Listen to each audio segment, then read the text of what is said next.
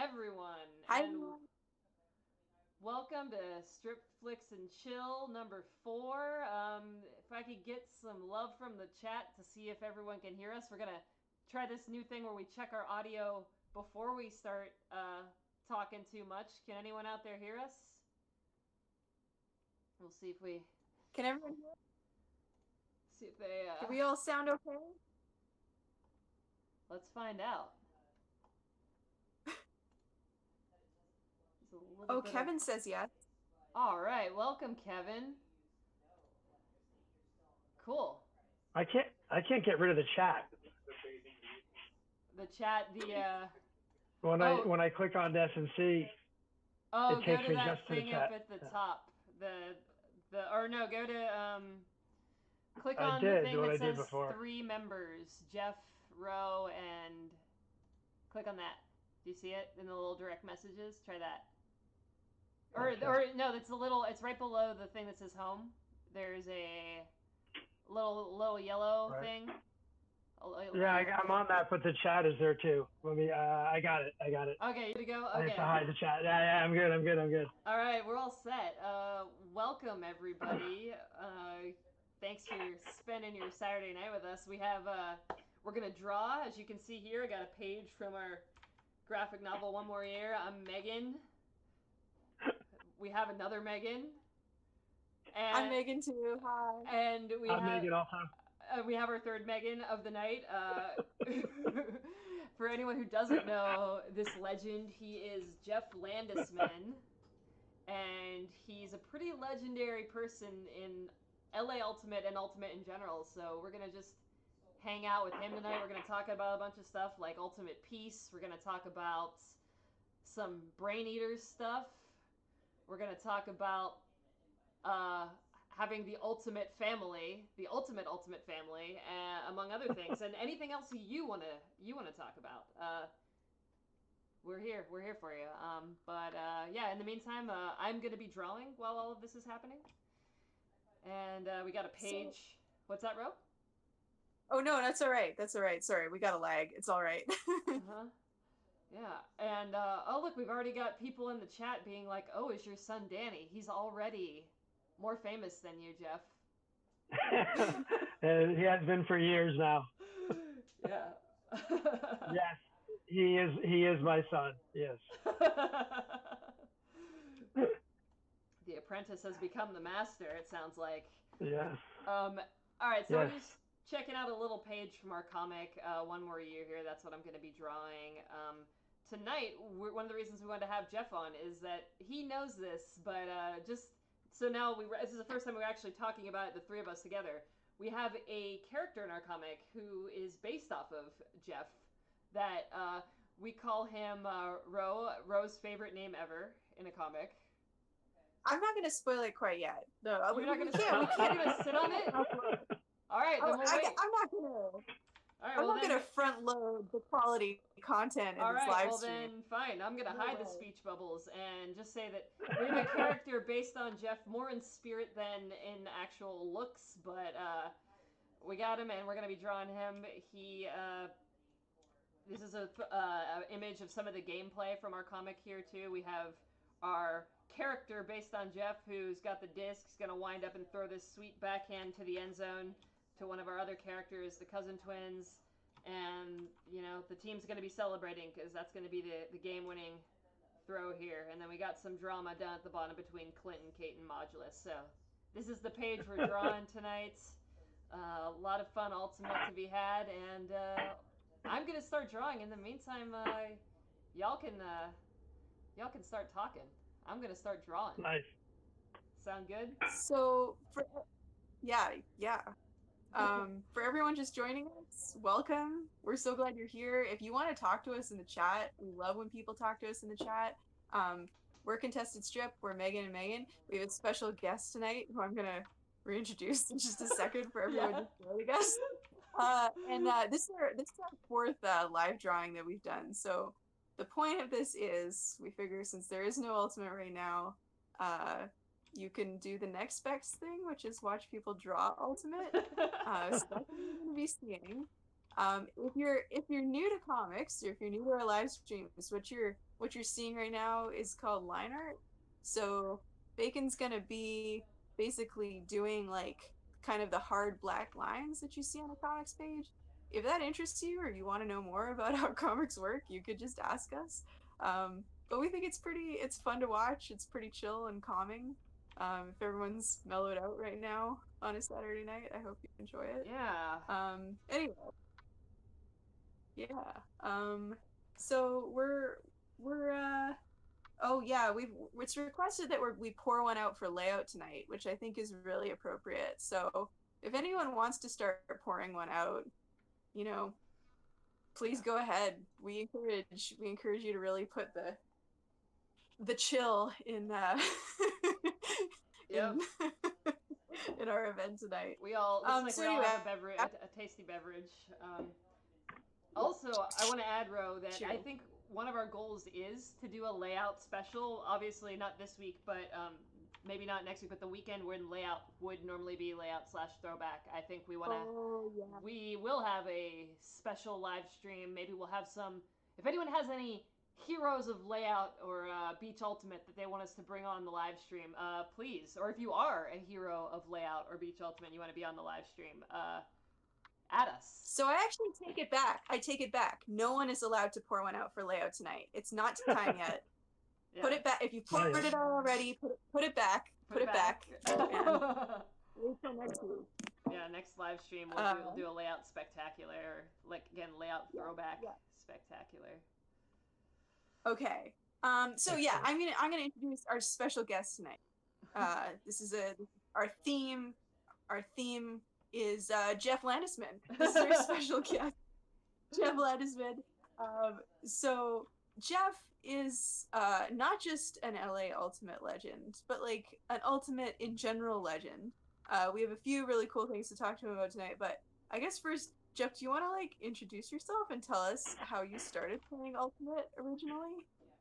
Sure, I'd love to. Thank you, Megan and Megan, for inviting me on tonight. And I started playing Ultimate in New York City. I grew up in New York City.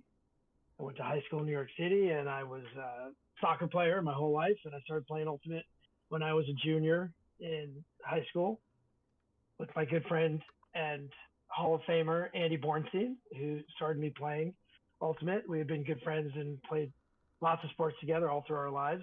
And he started us playing. And then my junior year, our team won the New York State Championships, which was great. And we had a really fun time. And then we went to the East Coast Championships, and we were the best team there, but we didn't do so well. We had too much fun at the tournament, didn't do very well. But so I started then in high school, and then I came to Pitzer College in 1979 as a freshman, and that was my beginning of my California Ultimate career. And I started the then Pitzer Braineaters, which are still now the Claremont Braineaters. At the time, it was just a Pitzer team, and that was amazing. And I had 4 years of Pitzer that were incredible. And to me, it's so exciting that other than, I think, the Cornell Buds, I think the Braineaters is probably the oldest name in college Frisbee. So that's really exciting to me that Brains for life. Anybody out there who's a Braineater, we love you. We have a bond. Anybody who's ever been a Braineater, we have a bond out there. So, and I grew up from then playing Ultimate, and somebody mentioned before my son was Daniel, and yes, my son is Daniel, and it was really funny when he first started playing, and people said, "Oh, he throws a forehand just like you." That was great. And then a couple of years after that, they go, "Oh, he throws a forehand just like you, except better." And that was still fun. But so yeah, he's a pretty awesome player, and my whole family plays, which is really fun.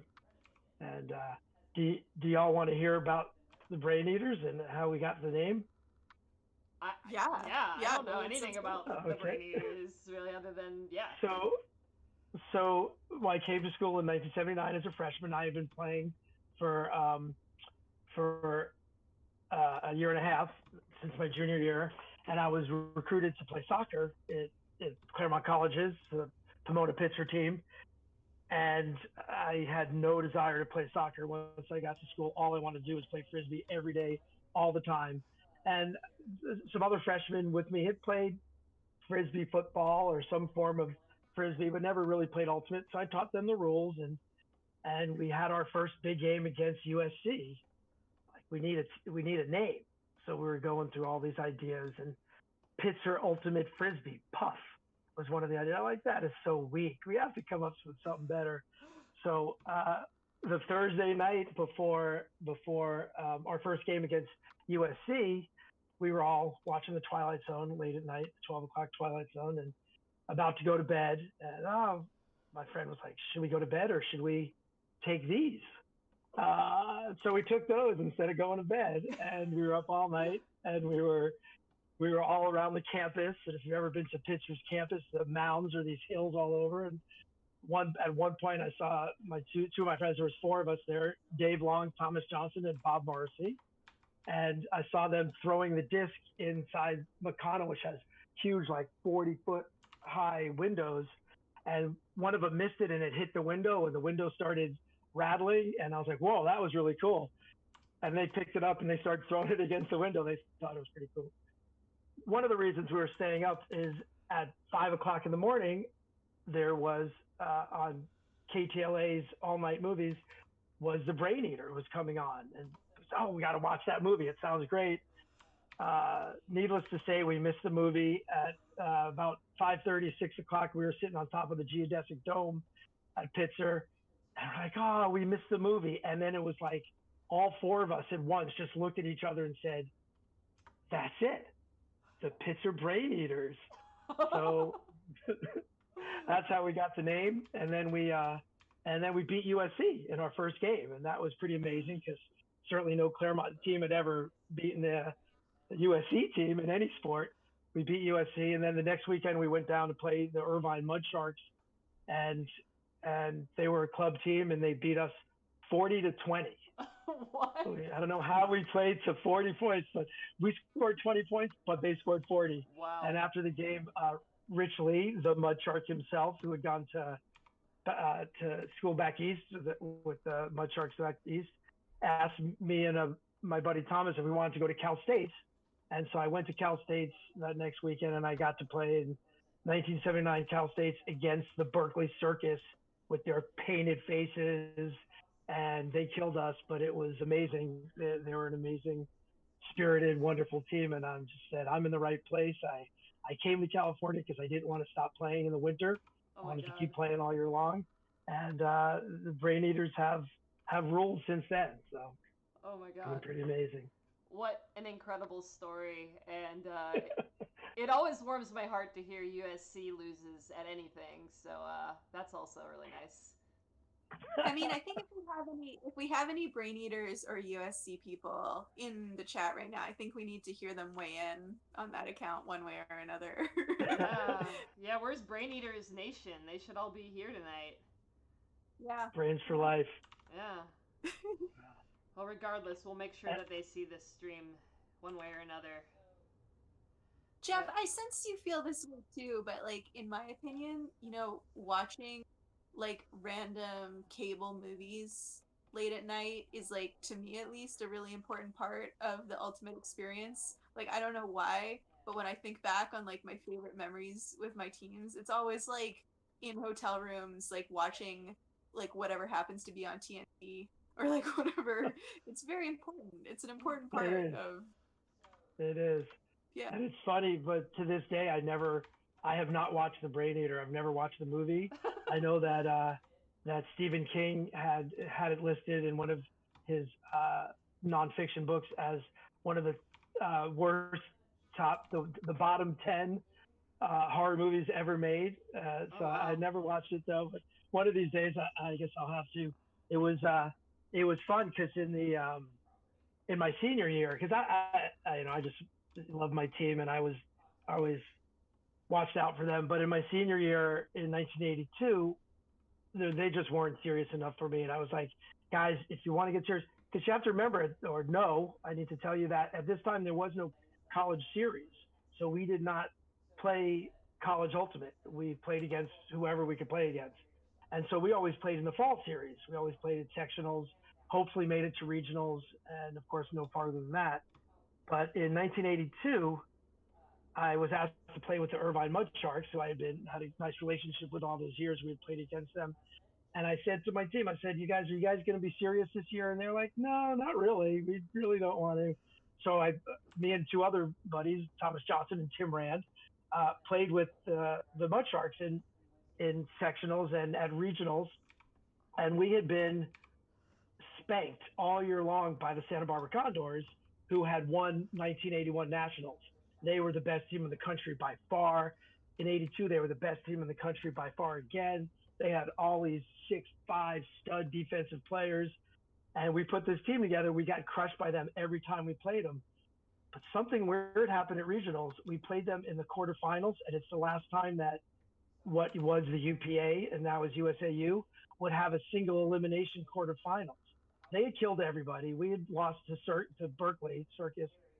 And Saturday afternoon, we were beating them in this quarterfinal, which was a single elimination. Once they got to semis, they did double elimination because there were 2 spots for nationals, and it got dark. And instead of like these days would say, okay, cap the game, it's over, they said, we're going to continue tomorrow.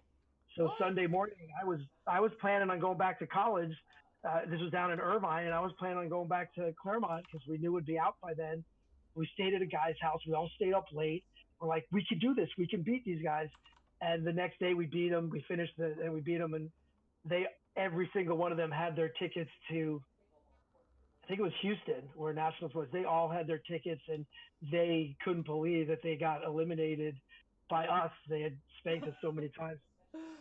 And then we went on to lose to the Portland Fun Hogs in semifinals, but because it was double elimination, we beat San Diego, and we had a match with Portland again for the second spot after Portland had lost to Berkeley Circus.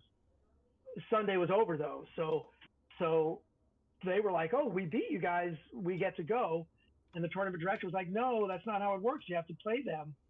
Well, it's Sunday's over. It's nighttime." So the next weekend, we flew up to Chico, and they flew down to Chico from Portland, and we played one game to 21. Winner goes to nationals, and they spanked us. They beat us 21-10. So we knocked the national champions out, but didn't go to nationals. It was a crazy senior year of my college career. Oh my gosh, that's an incredible story. Oh man, I bet it was.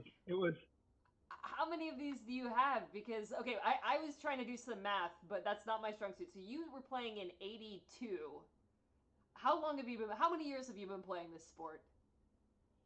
So I started my junior year in high school, which was the spring of 1978. So last spring, although I didn't play a whole lot of Ultimate because I'd broken my arm and because of COVID, but that was my 42 years of playing Ultimate. Oh my gosh. 42 years yeah, of playing. That's a long time. Incredible. And I finally learned how to throw a backhand. I mean, what? You don't need a backhand to play. You don't need a backhand to play. I figure I'll wait until year 42, 43 to figure out how to throw a backhand as well. So, good. That's great. I don't need it. I can play for many, many years without learning how to throw that throw correctly. So, giving hope to all of us people who favor our flicks way, way, way too much. So, I mean. I want to ask you a comparison question. So, like, if you've been playing since the 70s, what's, like, your top thing that you think, like, Ultimate should bring back from the late 70s? And, like, what's the thing you miss the least? Like, what's the thing that you're glad died? Well, I think we should bring back short shorts. Yes. Yes. I think I posted an old picture and somebody said, "Oh, can you wear those shorts to the Winter League?" It was a couple years ago. It was Deg. Deg said, "Oh, Jeff, please wear those shorts to Winter League." But no, I don't think those should come back, actually. Mike Bell has brought them back. I don't know if you've seen Retro. Yeah. Mike Bell is known for wearing That's short true. shorts. And LA's Dune Squad They all have very nice That's quads, right. and we know this because That's they right. wear short shorts. That's true. That's true. They can wear them. They can sport them. They got those tanks and those short shorts that they do pretty well on. I think I started playing Ultimate and loved it and kept playing because of the spirit of the game. And I thought it was such an amazing concept and such an amazing thing. But looking back over the years, that's what governed our sport. But it wasn't like that. I mean, we had games with Windy City at Nationals, Chicago, and Los Angeles. And we had games with Windy City where every single goal that was scored was a spike. It was like spike it as high as you can. And maybe it was just the way it was, so we didn't think it was unspirited, but it wasn't spirited, and it was so brutal. And I watch games from college and open nationals now when I see semis and finals where people, the spirit of the game is really alive. It's really there. It's an ideal that we had, but I don't think we really let it shine the way Tommy Lee was helping a guy out on the other team with his cramped hamstring a couple years ago. And I was like, we'd never do stuff like that. People would be spiking the disc near the guy's head. And it's a beauty to me that spirit of the game has grown into something that was the ideal that we started with. And that was started in 1968, 10 years before I started playing. But it really is alive today in so many ways. And it's such an amazing thing to see. And I don't think it's just the advent of having observers. I just think it's really people believing in it. And so the way we played and, believing in spirit of the game, but not really showing it, that's something that I don't ever want to see come back. It's good. I like that. That's really honest. We were big fans of the spirit of the game. And on the note of helping someone out with their hamstrings, I just want to point out in Nationals about a year ago, back when we could have Nationals, Caitlin Rugg from Mischief had cramping quads, and the best thing that ever happened was I got to help her, and me and Candace were massaging Caitlin Rugg's cramping quads on the sideline. It was the greatest moment of my life. It's the closest I will ever get to Nationals glory, is helping this superstar be able to take the field again. And then immediately her husband came over and was like, "Bacon, go away. He can do this better." It was awesome. What? I was asking you to show us the hands that had rubbed the quads. Massage the quads of Caitlin Ruggs. Oh man. That's awesome. But yeah. That's so awesome. Closest I'll get to Nationals glory ever. You'll be there, Bacon. Jeff, Jeff, can I ask you, for anyone watching who does not know, what is Ultimate Peace? You're wearing a shirt, right? Yes. What is that? What is that? I was hoping you would ask, because one of my favorite things in the world is to talk about Ultimate Peace. Other than my family, it's the biggest passion I've had in my life. And if you don't know about what Ultimate Peace is, I'll tell you. And I'm going to tell you how it started also, because in 1987, there was an April Fool's West, which has always been a tournament with reunion teams and teams with different kinds of things going on. There was a team of all Jewish people called the Red Sea Pedestrians, but their other name was Let My People Throw, which I always loved. And I didn't get a chance to play with them. They played 1 year at April Fool's. But in 1995, the Matzo Balls came back. The all Jewish team came back. And so Ultimate Peace came out of the Matzo Balls and the years of April Fools with the Matzo Balls. So 1995 Matzo Balls start. We won that first April Fools with a team of very short, very fast handlers, because the Jewish guys on your team were always the short handlers. They weren't the big tall guys. And it was amazing. We were amazed. We beat a Seattle team who had been in the semifinals of Nationals that year. And it was just so fun. We danced, we sang, we ate matzo ball soup, we did the hora, and it was just an amazing experience. every year in April, I would just look so forward to being with those matzo balls. In 2005, Dori Yanov from the Israeli Flying Disc Association called David Barkin, who was also in the Hall of Fame, and said, David, we want you to bring over some matzo balls to come and do some clinics on the beach in Herzog in Israel. And he told me, and I said, oh, that's great. I can never do that, you know. And I looked at my wife and she goes, you're crazy. You have to go. She told me I had to go. So we went in 2005 with a dozen matzo balls, and we taught clinics on the beach in Herzog, and it was all Jewish Israelis. It was so fun. We had such a great time. There was a little hat tournament where one matzo ball was on each team, and there were kids and there were older people. We had a couple clinics with some of the best teams in Israel at the time, and they wanted to learn how to become better at Ultimate. And it was so great. We had such a fun time there. And then we came home and we started thinking, that was amazing. That was so much fun. What if we involved Palestinians and Arab Israelis? And so between 2005 and 2009, the wheel started turning, and website was set up. The ultimatepeace.org was set up.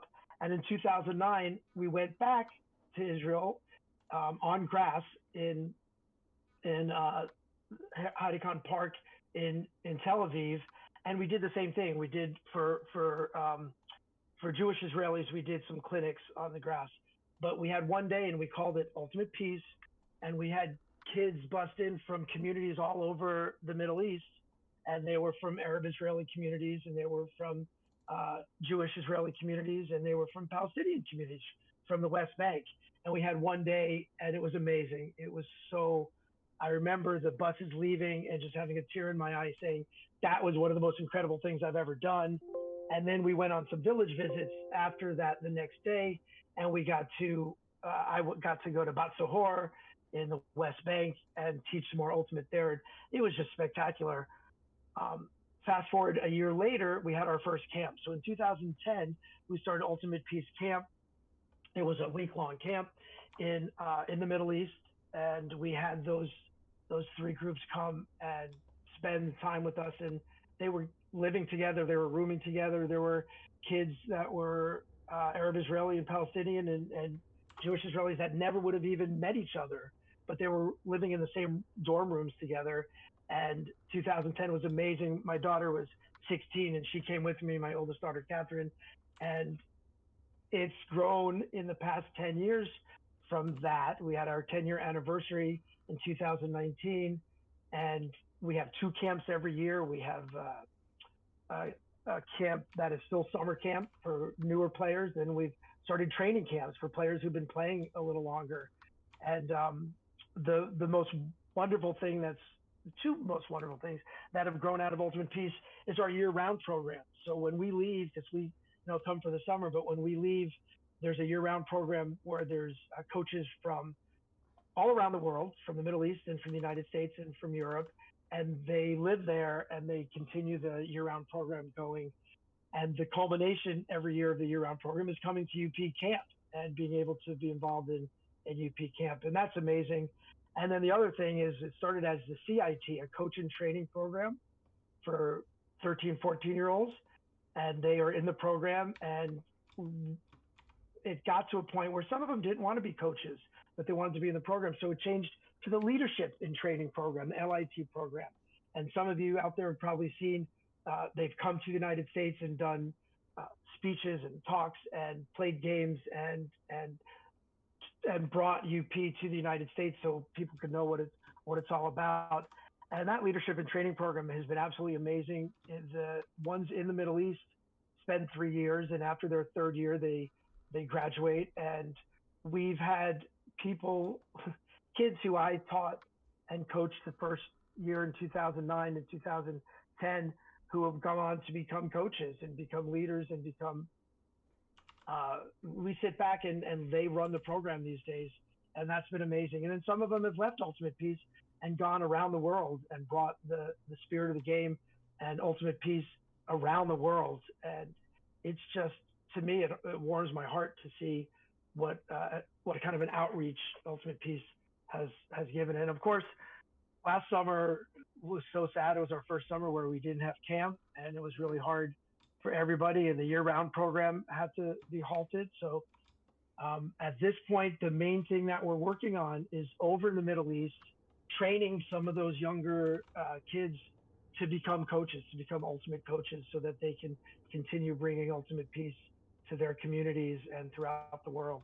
So it's like I said, other than having my family, the most the thing that I'm the most passionate about and love the most in my life. Thanks for asking, Ro. You're welcome. You're welcome. It just came up. But I know you guys had like a big anniversary and a fundraiser recently, but I wanted to give you the opportunity. I could put it in the chat too. If people like want to find out more about Ultimate Peace or like help fundraise or anything like that, want to tell us where to go? Sure. I would love to. It's ultimatepeace.org, and that will take you to our page that has videos, and it has a donation page, and that's a great way to get involved by donating time, whatever you can, money, whatever you can, and anybody who wants any more information about it can contact me. So maybe, Ro, you can put my Gmail address in there, and people can write to me if they have any questions about it. We did have the last number of years that global giving has been a thing. We had a global giving campaign this year, and what was different about this year is we had ambassadors, people who contacted their contacts, and we had a goal of $30,000 for global giving. We ended up raising by the end of December close to $100,000 this year for Ultimate Peace and to continue the program, which was spectacular, especially considering that we haven't been able to have camp and to have the year-round program going. So as you could probably tell, I love talking about Ultimate Peace. Mm-hmm. And if anybody ever wants to talk to me about it, please email me and we'll get in contact. We can talk, text, email, and I would love to tell you more about it. Out of curiosity, Jeff, let's just say hypothetically I wanted to go help out in Ultimate Peace. Could I contact you and could I go help out? I'm just curious because we've talked about this before. Can anyone go do it with you? So in that's something that's grown. So many people have wanted to come and coach that they've had friends who've done it and heard about it. And in February every year, but probably not this year because we probably won't have camp again. But in February, the applications go out for the Leaders in Training. The Leader in Training program that I was talking about, what I was mostly talking about was the Middle Eastern LITs. But we have North American LITs that are from America and from North America, and they go over, and that's been an amazing thing. All my kids have had a chance to be CITs or LITs in that program. So every year in February, applications come out for coaching positions and for LIT positions, and it's a quick application process where you're telling us about yourself, and we have a panel of people who look at all those applications. But I do tell anybody who I know that if you are thinking of applying, that you should contact me and let me know, because I have a very good track record of people who I have recommended for the program to accept. Not like Stu Bear. I don't know if you're out there, Stu Bear, but his record is not as great. But the people that I so far, I've been really lucky. I'm knocking wood. The people who I've recommended to come over have been great, great for Ultimate Peace. And so if you are thinking of applying any year, just let me know and talk to me about it, and I'll put in a good word for you. And it usually has helped. And there's a lot of people out there who probably can attest to that we've talked about their application, and we've helped them get on in. So, and Bacon, the thing about Ultimate Peace, that somebody like you and many other people that I just know would do such a great job, and would be such an important person for Ultimate Peace and would help us, and we would get so much out of it by you coming. Wow. It's but on the other side of that is the people who go to Ultimate Peace. It changes their lives, and I can talk to you till I'm blue in the face about it and how amazing it is. But you don't know you can't really experience it until you're there and you've spent a week with camp and you've seen these people who families have been fighting for generations with their arms around each other and singing and dancing and it's just, you can explain it, but you don't know it until you're there. So anybody out there who wants to come, I highly recommend it. It'll change your life and for the better. And it makes such a difference in your life. And I feel like in the world, we didn't start it thinking, oh, we are going to bring peace to the Middle East. We know that's, but in our little world, in our camp every summer, where people come who, not related to anybody else out of their group, they're together, and it's made a difference to so many people. And those are the people who are growing up and hopefully will be the leaders tomorrow. So maybe, we planted the seeds. So that's incredible. And, I think we as Ultimate players, a lot of times it's very fun, but it often does feel like a very selfish pursuit in a lot of ways. So it's kind of cool.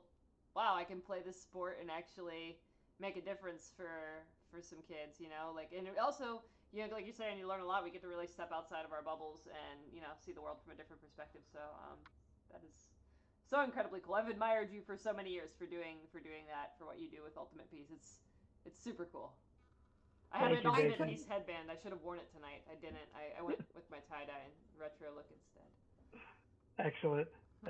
Yeah, the first time we were there in 2009 with the three groups, I came back and I was like, these kids are exactly the same as, kids in the United States. They're just, they're the same. And you just don't think about that when you read the headlines of bombings and killings and the terrible things going on. And all these kids want is a safe place to be able to grow up and be happy and love each other. So it is super special. ultimatepeace.org. It's in the chat. If you want to go there and find out more about the organization or donate money or watch their very heartwarming videos they have on the website, you should go do that. Can I do like a really violent transition right now? Oh man, should we prepare ourselves? I don't know if I'm ready. I don't know if I'm prepared for this. A really violent transition. No. Okay, the violent transition. It's just, think of it like a really hard cut, okay? Okay. We've been going in one direction, and then we suddenly change direction. I just want to talk about this page that you're drawing. Oh, because sure. we were talking earlier about backhands and how nobody needs them. They're not ultimately very necessary. But we have opened this page with one of our main characters throwing a backhand. So I just sort of want to address that hypocrisy on your part, Bacon. Yeah, I think it's an important throw, and one of the important things about this page in the comic, and I'm going to just show this part at the bottom really quick, is when Kate Carter says he actually throws to women. That's one of the things we love about our character in this comic, is he knows how to throw to women. And Jeff, I'm going to give you a compliment here. I love playing Ultimate Frisbee with you because you put up the most beautiful, buttery throws that I know that as long as I beat my person by a step, you're not going to throw me out the back of the end zone. You're not going to, throw me up a hospital pass. But it's going to be, right where I can just, I don't even have to try. I just have to run fast. And you're going to... And that's fun. I don't know. It's just... it's one of the joys of playing Frisbee with you. Is it just maybe it's your years of experience, but beautiful, buttery throws. It's just... chef's kiss. So I'm going to the feeling is mutual. Feeling's mutual, Bacon. I love throwing them to you. Thanks. Yeah. Maybe you haven't. Can I also say what? It's a very Bacon thing to not equate running with trying hard. That's so true. Oh yeah, you just have to set up your cut and run really, really fast in the sand at full speed. That's not hard. just run as fast as you can, but don't actually try. And then catch it as she's landing on her knees, not her feet. Yeah, something like that. I always tell people that the backhand is a harder throw than the forehand, and I think like so. you're crazy. What are you talking about? Learning to throw a forehand when you're first learning is harder than learning to throw a backhand. Yes. But learning to throw a really good backhand and being able to throw a really good backhand, that's what's hard. That's once you get that flick, once you get it down, you have that muscle memory. You can throw great flicks. But that backhand, it's really special to be able to throw that. Yeah. But thank you, Bacon. Yeah. I want to tell one other story about playing with Jeff, and I also want to shout out, like, last time we had this stream, we talked a little bit about you and your family, and I want to say that we sometimes I gotta call myself out, because I feel like we talk about you and we talk about Danny, but we don't talk about Laura enough. We don't talk about Laura and Catherine, but especially Laura, who I recruited the three of you to play on a beach team with me last year. You, Laura, and Danny. And we played against a team full of club players who just played together, had just finished like a club season. We're all in like the best shape in the world. They're all like amazing club players, and we had some amazing players too, but like we were definitely the ragtag team. And I had the three of you on our team, and we were neck and neck with them until about nines, and you had to leave early and take Danny back to college. And he had to catch a flight, like he had to be on a plane. And as soon as you, Laura, and Danny left, we didn't score a point the rest of that game. Like, it was completely like downhill south. And so I gotta shout out Laura, because I feel like it's probably sexist of me that she gets overlooked a little bit, but I think she's like, on the beach, she is hard to cover. She does not make mistakes. She is an awesome ultimate player. Like, I love having her on my team. So shout out to Laura. Anytime any of my kids makes a catch, doesn't have to be a frisbee. It could be a piece of food I throw to them. Whenever I throw, they make a sick catch. I'm like, you got your mom's hands, because Nice. she catches everything. Yeah. Oh my God, yeah.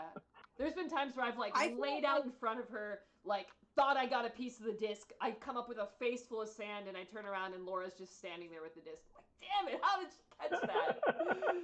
Yeah. The Furious George guys who taught us how to play when we were kids always used to scream at us, if you can touch the disc, you can catch the disc, which is mostly just a dick thing to yell at a kid. But I feel like with Laura, it's literally true. Like, if she can touch the disc, she can catch the disc. That's true. Yeah. I want to, Ro, is it okay if I commandeer the stream really quick and just show a quick picture? I got to show the picture of Laura and Jeff. Yes. Okay, so I found this on the internet before this stream. This is young Laura and young Jeff. And they are kind of like living the ultimate dream here. This is an adorable picture. This is them now. That's it for later. But look at this ultimate couple. Wow. I love that. You want to tell us a little bit about that picture, Jeff? You know what I'm showing. I would love to tell you about that picture. Yeah. So that's probably some of you recognize put it up. the background. Probably. Yeah, that's a good one too. Probably some of you recognize the background of that first picture. That is Waimanalo. That's in Hawaii for Kaimana Classic. And that was Kaimana Classic 3 or 4. That was 1992. And that was in February, like it always is. And that was the day after I had asked Laura to marry me on the Nepali coast. We had gone to Nepali coast to celebrate, to hike the Nepali coast before Kaimana Classic. And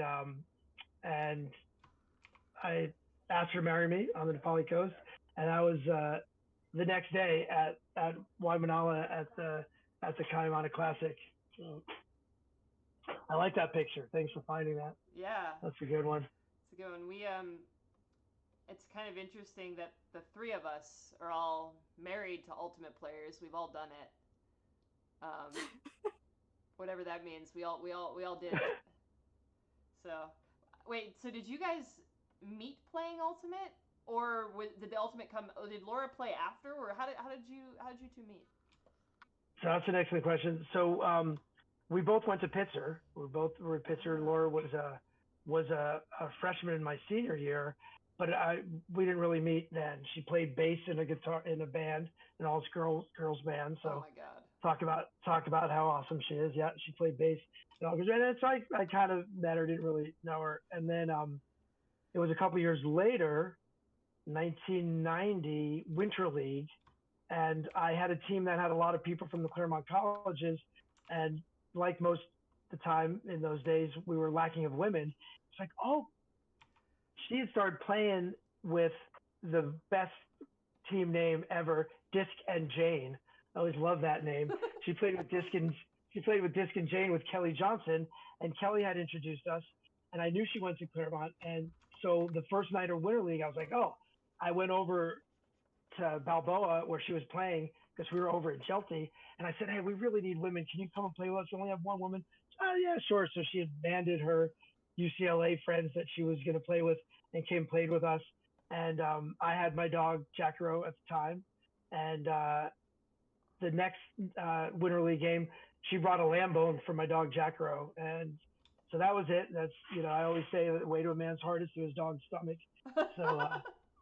So we were kind of met that late 1990 and early 1991 a bunch of different times, and then we just started dating, and the rest is history and her story. But yeah, so that picture you brought up was great because that was right after we got engaged, and we've had a pretty good time ever since.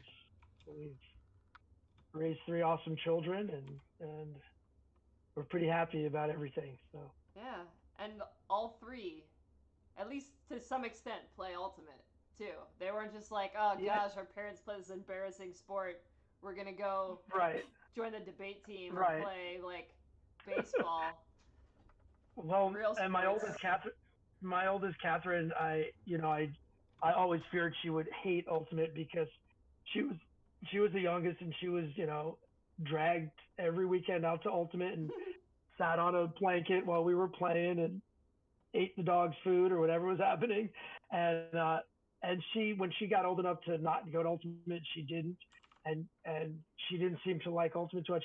And then it was actually in 2010 when she went to Ultimate Peace for the first time and kind of fell in love with Spirit of the Game. And she ended up starting her team at Clark University, a women's team at Clark University, when she went there.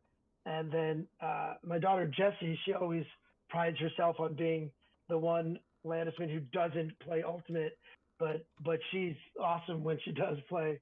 She goes out there. She went out there last Christmas, and all 5 of us played together, and she was just scoring goal after goal, and she's amazing. But she prides herself on not really playing Ultimate. We actually, the 5 of us, Jacob Bomber used to have a tournament back in the days when we could play between Christmas and New Year, and it was a 5-on-5 tournament, and we got to play some points, all 5 of us against 5 guys, and it was so much fun. That was such a blast. And then my little boy Danny started playing some Ultimate, and he's been pretty good. He's okay. Pretty good at that. He's okay. So, yeah. I remember when Seth Gillum used to cover him by getting on his knees. He would sit on his knees and cover Danny so he was the same size. He stopped doing that after a little while. So I have a question for you, Jeff. You at your peak, your ultimate peak, you at your, like, when you were the best at the game, could you beat Danny right now? No way. Really? No way. He's taller, he's stronger, he's faster. Wow. I'm smarter, so that might I'm just looking over to that, but that might help. At least I'm smarter now. When I was really good, I probably wasn't smarter. But no, he surpassed me in every way. No. But I'd like to think that I'd, me in my prime would be able to, but no. While we're asking deep, like, difficult hypothetical questions, I want to know, just like hypothetically, like not connected to anything in reality, how would you feel about a fictional character not very loosely based on you? How would I feel about it? Yeah, how would you feel about it? Yeah, I'd love it. Yeah, right. I'm very, I'm very open and take things with a grain of salt and pretty easygoing, I think. So yeah, just don't have me having too many turnovers. What's funny you say that? Yeah. It's the opposite joke that we're making. But anyway, going off of that, okay. So I want you to imagine, Jeffrey Landesman, if there was a fictional character based on you, what like the stupidest name that they could possibly be called is? just the worst possible, stupidest, laziest name that this person could have. Oh geez. Well, we were just watching a little bit of the Harry Potter marathon. So definitely a long bottom. Last name of long bottom. Maybe hefty long bottom. Is there still time to change it, Ro? We could change it, right? I mean, we could throw a long bottom in there. Yeah. That's a funny question. Hefty. I'm gonna throw this question out to the chat as well. I am curious to see, what the worst possible fictionalized version of Jeffrey Landesman would be called. Yeah, if anyone has a good one. We'll see if some people can come up with something stupider than what we came up with, because long bottom, it's a funny name, it's a real name. I was it's a real name. Just watching Harry Potter. And but I think on that basis, long bottom's definitely less stupid than our name. So. Yeah. Well, I do. When you guys first started the contested strip, there was that one photo, page that had Ray and Ray and I. And that based off of you. With the visor, certainly I recognized myself pretty quickly on that one. Well, we gave you your trademark visor on this one, and we will let you know it will definitely have UPA on it, in your honor. Perfect. UPA visor. Perfect. And very hairy legs. Yeah. We're giving you some hairy legs. Don't worry. Last week we had last time we had Tad and Pat on, and we actually we've been inviting people on who we have characters based off in the book so far, and we made him show us his armpit hair so I could make sure it was the accurate length. We don't need you to do that. But Oh good. You two are amazing. Look at that. Yeah, we're having some fun. So there we go. There's you throwing, or your character's likeness throwing a backhand. Nice. Mm-hmm. That's some pretty nice armpit hair there, though. Yeah, I love whether it's accurate or not. I love that. You have to show accurate it. Or not. It's lovingly rendered.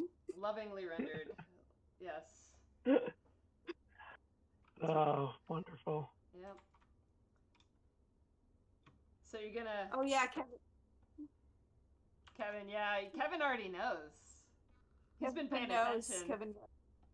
He's been paying attention. He's been here for the live streams. I appreciate that.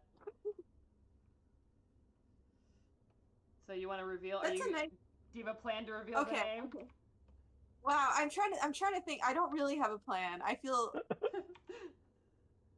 I'm gonna put it this way. And I'm gonna explain this to everyone. There are jokes that you write for your readers that everyone hopefully finds funny. And there are some jokes that you write just for you. And ideally that's a Venn diagram that overlaps quite a lot. And we'll see where this one is. But as soon as we were trying to decide of like how, what we could call the Jeffrey Landesman character that was like close but not really. And as soon as we came up with the name Joffrey Jandisman, we couldn't stop laughing. So that's what we went with. Oh, that's better than Hefty Longbottom. Yeah. Well. Yeah.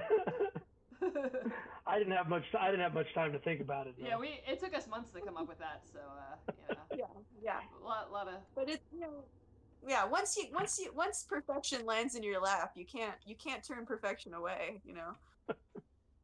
That's hilarious. It should be palm up. Anyway, yeah. So we're having fun with that character. Is there anything else you want to tell them about the character that we lovingly? Yeah. So I mean, okay, I'll talk about Joffrey Landesman. Again, no relation. Yeah. So Joffrey Landesman plays a really kind of pivotal role in this comic. The plot of our comic, for anyone who doesn't know, One More Year, the world's first ultimate graphic novel. It's a sports comedy about a ragtag bunch of misfits and losers who come together in this kind of Moneyball style heist scheme to win beach nationals. So Landesman gets recruited because he's actually legitimately really good. Like, people overlook him because he hasn't thrown a turnover in literally decades. But, he's a little out of the main, age range for winning beach nationals. But our heroes realize really quickly that he should be on the team. But it's not just that he plays a pivotal role on the field. He also, I don't want to spoil this, but Maybe don't spoil he comes it. in with some really important wisdom at a key point in the book, and I think I'll leave it there. Yeah, it's one of the most visually cool scenes in the book, I guess I will say, the wisdom scene. So I like it a lot. It's a real highlight. It's a real highlight, I gotta say. Yeah, so that's kind of fun.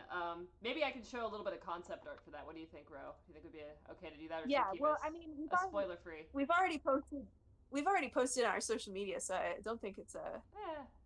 I have it. So here was the concept art for Joffrey, having some wisdom by the fire, drinking out an Nalgene, roasting a marshmallow on the beach. I drew this one a long time ago when we were just originally figuring out who this character would be. So I drew that one.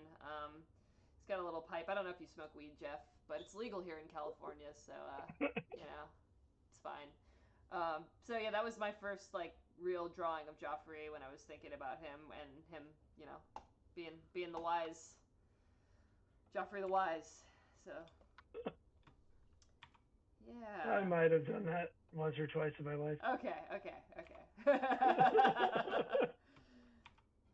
cool. So I'm don't know exactly the comic strip itself has been ongoing, but this is a graphic novel that you're working on that incorporates the strip from before, or it's brand new stuff, or. Let's tell them all about it. That's a great question, Jeff. So you guys may know Contested Strip was a webcomic that we made for a pretty long time, over 2 years. We are still working together, but for the past, how long, Bacon? I don't know. Maybe it's 2 years. I don't know. It's kind of hard to say. It could be 2 years. We've stopped working on the webcomic so that we can work full time on this graphic novel. So it is a graphic novel in that it's fictional, unlike our webcomic, which is usually a slice of life, I guess I would say, or one-off jokes. This is a full-length novel, so it has a plot and things, characters. It tells a really good story that I think both Ultimate and players and non-Ultimate players will really, really love. It's kind of one of those classic underdog sports comedies. The kind of movie that we're doing. We're doing that in comic form about Ultimate, and it's gonna be really, really good. I can't wait to show. I know. Everybody we know, everybody we don't know. Draw this hand. And when do you think it'll be done? Well, that's what we're working on right now. Okay. Yeah. So I don't know if we have an actual timeline. COVID kind of messed things up a little bit. For a number of reasons that we don't need to have to go into. But the other reason is actually kind of a good reason, and it's that I keep getting hired to do animation work, and meaning I don't have as much time to work on this. Like, it's really good to have this. So, I think one of the things we're going to be doing, hopefully this year, is kickstarting, so we could pay someone to help finish the book. Right now, we have a colorist hired who's doing really amazing work. We've, added another person to the team, and yeah. So that's kind of right now. We have the whole thing written. It's written, and now, as you can see, this is where we're at in the comic. I'm literally drawing every page by hand of this story, and for anyone who's come to the live streams knows that I'm a little bit slower when I'm actually on the live stream than when I'm just drawing by myself, because I'm chatting and stuff. But yeah, this is an hour's worth of work right here, and I have maybe half of the page done, maybe a third of the page done. So comics take time, and yeah, that's just how it goes. But yeah, I think we will be kickstarting this year. So, That's I know cool. a lot of you are super excited for this. If you want to put aside $30 to buy this book, that's what we'll be asking for everyone in the very near future, to just pre-order a book. That'll be our Kickstarter. Yeah. So yeah. But yeah, we have to do some research about like how to actually get it printed and stuff. But the story's solid. Almost the entire first act, which is the longest act, is almost drawn. This is, which is pretty cool. Yeah. It's gonna be over 200 pages. So over 200 pages of ultimate content, a story, 200-page story, y'all. 200-page story. Wow. If anyone in the chat wants to ask more about comics or drawing, I talked a little bit about this at the beginning, but this stage that Bacon is working on tonight is called line art. So you can sort of see underneath where she's done a sketch. Sometimes that's called like a thumbnail or a ref or a sketch. And this is the line art that she's doing, which is like the hard black lines that you see on most comics pages. And later on, either Bacon or our colorists will come and do like the color and the shading and stuff. That brings everything to glorious full color. Yeah, that's the part that looks really cool. Well, this is also cool, Bacon. You're doing really well. Is it cool? I don't know if it's cool. I enjoy it. I don't know. I have a lot of fun. That's part of the thing. If you're gonna do a big project like this, you have to actually enjoy the process, because like, of course, if you're gonna spend all your time and you're just really just hoping for people to like it and not enjoy it yourself, then what are you even doing? Like, yeah, you gotta enjoy drawing. I don't know. I do drawing for a living, so I guess I like it a lot. I'm actually doing better than I thought I would. I thought I'd be a little rusty because I've had 2 weeks off of work for for the holiday break, but I feel pretty good.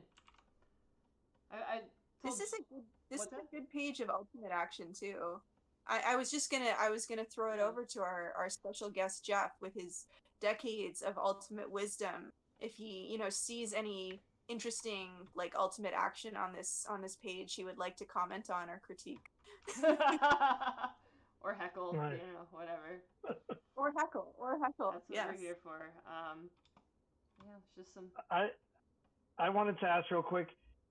Other than the Kickstarter, do you guys have like a donation page or something just to help you know?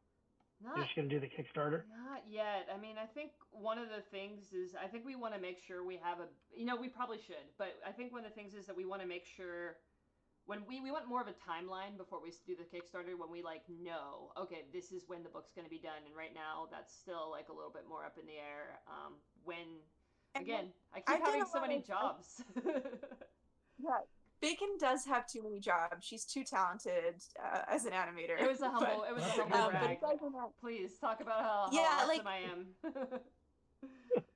She's having a really exciting year. By the way, anyone who wants to like look at more of Bacon's art, she's at Megan Plaz on like Twitter and Instagram. She's a really good artist, talented animator. She's worked on some really famous cartoon TV shows you may have heard of, and you should definitely follow her and see the other stuff she draws. Yeah. But anyway, I was also going to say, for our Kickstarter, I've priced it out various ways, and we just kind of want to know, which you have to for a Kickstarter, like we have to sell at least 1,000 books. And the good thing about a Kickstarter is, you know, you either get 1,000 backers who want to buy a book or you don't. You know, it's pretty cut and dry, and that's kind of what we need to print it and move forward. So yeah, so that's a good benchmark for us. Tell your friends if you want this book to happen. Otherwise, we're just keeping it for ourselves. And Jeff, we'll give Jeff a copy. We'll print it out of our printer. Yeah.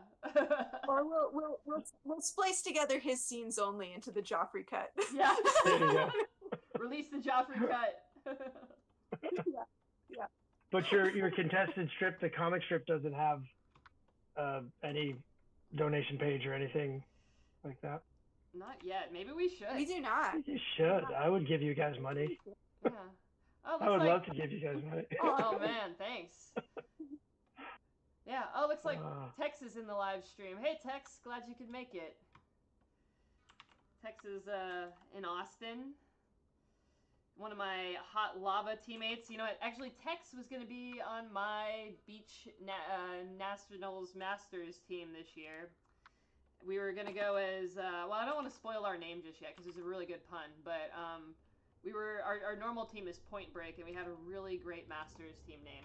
And, yeah, it was going to be our year, I think, but, you know, COVID, you know how it goes. So, hey, Tex.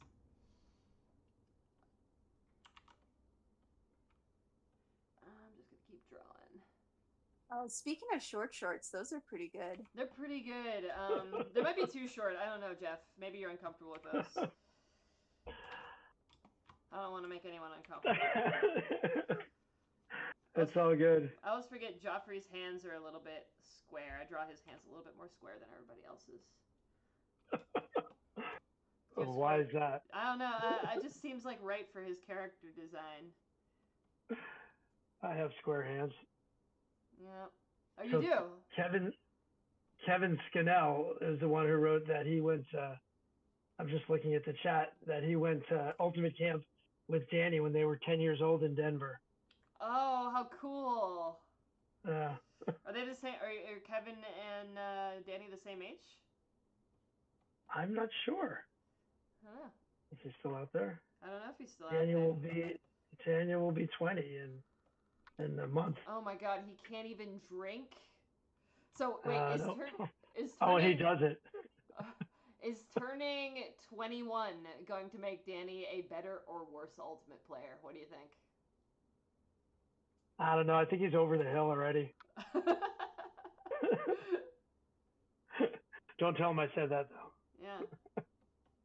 It's only like 13 or 14 years till he's Masters eligible. It's gonna just go There by you go. like that. Like that, right? Oh, Kevin's 19. That's cool. Yeah. Kevin was born in the 2000s. That's so cool. Yeah, they're both 19. Yeah. Where does Kevin live? Where do you live, Kevin?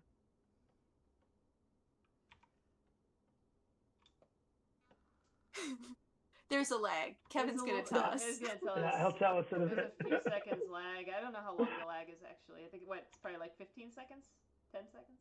Kevin, your answer better be really interesting. No pressure. I think I want to hear more about Rose's marriage. Oh. Yeah, let's talk about Rose's personal life. St. Louis. Yeah, let's talk about it. St. Louis. Wow. Kevin's from St. Louis. Oh man, welcome. Thanks for joining us. It's getting a little late on your where you're at, right? Central Time. And your mom was right. You are special. Cool. Well, so we want to hear about, what do you want to know about Rose's marriage, Jeff? Anything. Ultimate, by the way, is also really key to my relationship. My now husband got me into playing Ultimate our last year of high school. What?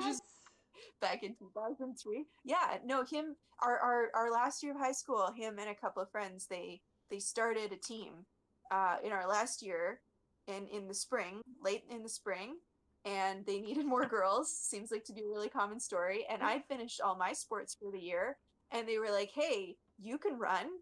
And I was like, well, sort of. And so yeah, they taught me to play frisbee, and I, you know, sort of had a forehand, and I went to the provincial tournament and played the tournament and just fell in love with it. Didn't really know what I was doing.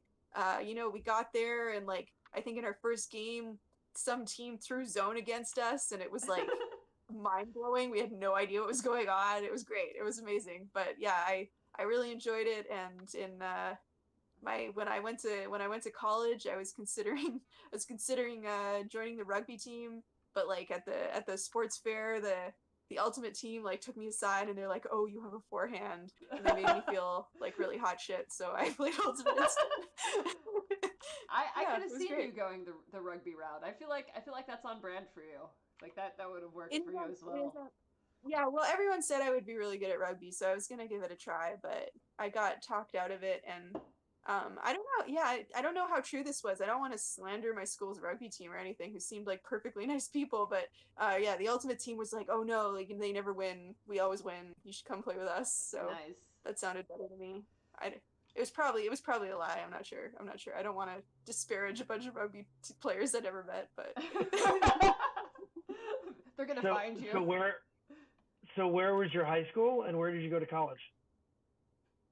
I went to high school in Vancouver, Canada, and I went to college at Amherst College in Western Massachusetts. Yeah. Nice. I want to brag about you really quick, Ro, that people for out there who don't know this, Ro was an amazing wrestler in high school. Like, fun fact. You were, I don't know actually how good you were, but it sounds like you were really good, and you're downplaying it even more than I think you were really, really good. I was really, really good. Which I think is why everyone told me that, you know, I was going to school with no wrestling team. I should, you know, play rugby, even though I didn't know how. They said, "Oh yeah, you'll seamlessly be well, like, you know, knowing how to tackle, and, you know, not really minding when you get, you know, beat up a little bit." I think. Yeah. Awesome. Yeah. Well, this makes sense now that I think about that, and the way I see you on the ultimate field. You don't seem to have too much care whether you laying it out and whatever you're doing. Yeah. I will actually say, there's one specific part of wrestling that's really, really transferable to ultimate. I think laying out is a lot easier, because in wrestling you learn to sprawl, which is like you learn to, like, when someone's trying to tackle you, basically you learn to like get your legs out of the way by like kind of putting your chest and your hips down onto their back really, really fast, like faster than they can tackle you. And I find that transfers really, really well to laying out quickly the way you have to when you're a handler. Like, there's the kind of laying out you do when there's like you're running full speed and there's a disc out in front of you, which is more like the Superman dive, which is cool. But like, you know, in a handler, like someone just throws you a really bad dump and you just have to like get to the ground as quickly as possible. I'm great at that. So that's funny. Yeah. That's awesome. Yeah.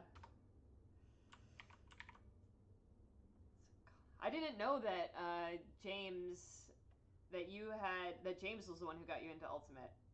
That's pretty cool. Oh yeah, no, he was. You know, he taught me how to play, taught me how to throw and everything, and yeah, and he unfortunately couldn't play in college because he was a science major, and at his school, you know, you can't play like Ultimate if you're a science major, because all the practices and the labs conflict with each other. But as a result, I got super, super into it, and he really plays Ultimate for fun and is super weirded out and alienated by people like me who take it seriously.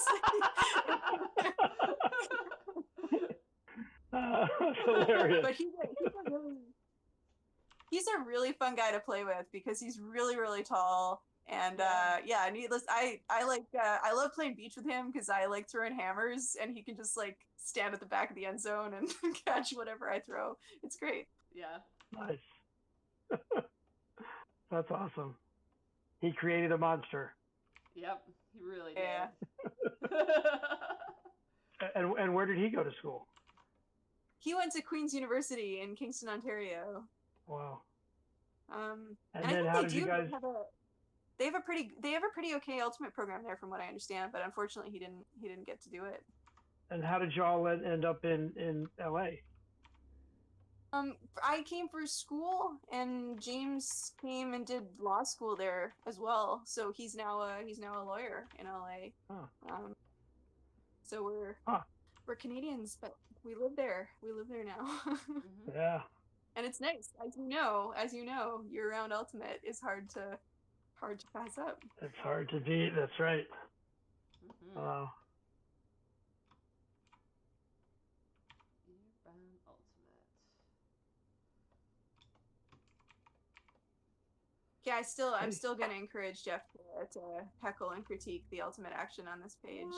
What? We need to I'm not drawing. Out of- I'm drawing a celebration now. drawing.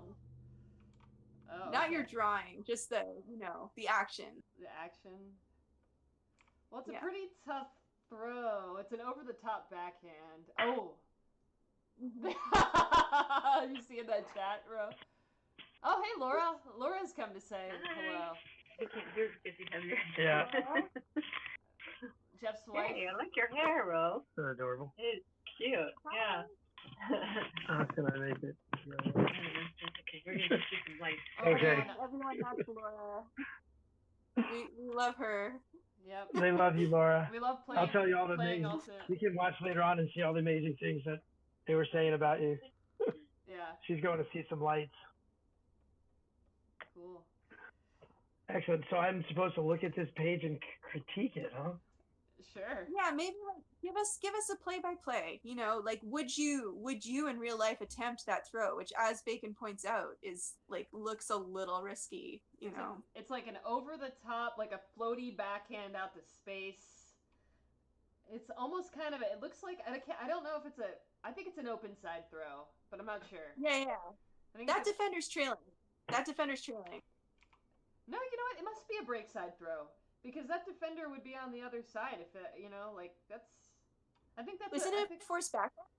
I think it's forced. I think that's flick. forced back. I think he's throwing a break. Oh. Because look where the Oh, defender so, is. like- I love that throw. Okay. Yeah, see, like, so he's throwing, look, I think he's being forced, it looks like he's being forced, maybe it's just a bad mark. I don't know, but he's throwing, the defender is really out of position. The defender is like... My opinion is we're either looking at a forced backhand, or, as you say, it's one of those defenders who, instead of, like, looping around a force flick, he's, like, run straight at your body and allowed you to get Right. off this big break.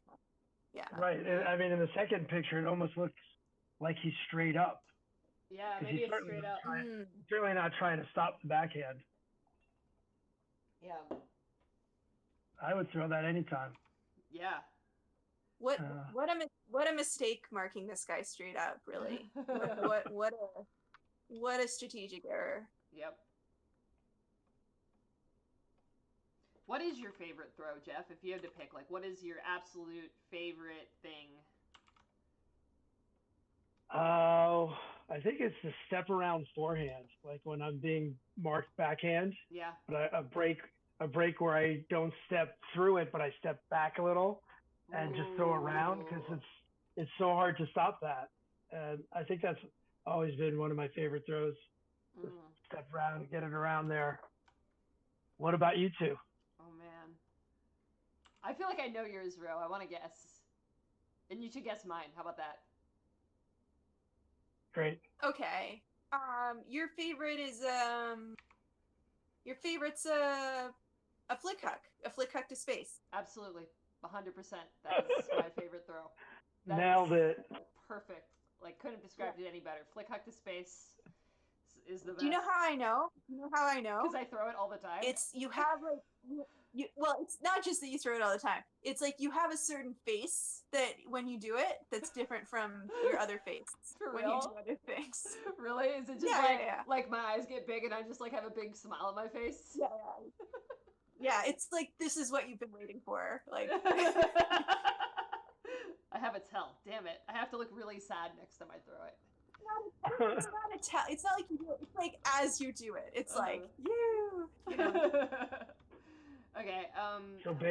So Bacon, what's Rose? I don't know if it's her favorite, but it's definitely my least favorite to guard. Like I feel like your high release backhand is absolutely unstoppable, and I don't know if it's your favorite throw, but if it isn't, it should be. Backhand break. It's a backhand break. It's my favorite. It's my favorite when I'm playing against or with you, because Wait, when I really? play against you, it's really funny how frustrated you get. But when I'm playing with you, you know to cut for it, Yeah. which, you know, I wish more people would. Well, then what is it? If it's not that? I mean, on grass, my favorite throw is an inside flick. You know, I feel really good about that. Really? Maybe I But just yeah, don't play on enough beach- grass on with you. On beach, a high release backhand, I think, is my favorite throw. Because, like, what can't you do with a high release backhand on the beach? You can do anything.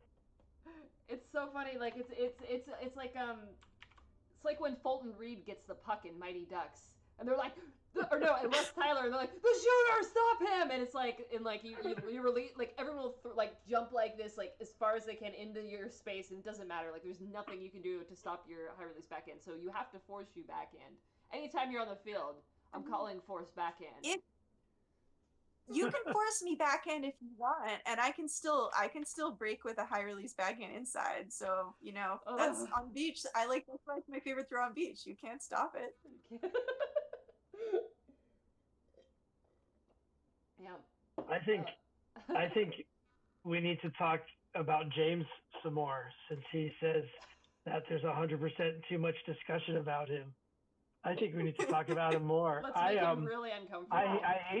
I hate playing against him because it's like you said, he's just so big and tall. It's like, yeah, we should be able to stop this, but it's so hard playing against him. And I just haven't had too much chance to play with him. Hopefully I get a chance to play with him more. But I hate playing against him. I was like, that guy's so big. He is like the other thing, I haven't played like a ton, like I haven't practiced with him a lot because I've mostly played like beach league and like other rec leagues with him, but like occasionally I've done like a small track workout or something with him, and we've done a break mark drill. Just the most impossible large mark to throw around. I can't, like, I consider myself like a really good like break mark thrower, like it with the the straight up break mark drill, the 3-man drill everyone does. Like I'm great at that drill, and I just like you can't throw around him. He's just like everywhere. You can't go low, you can't go high, you can't go sideways. It's like nothing. It's horrible. Yay!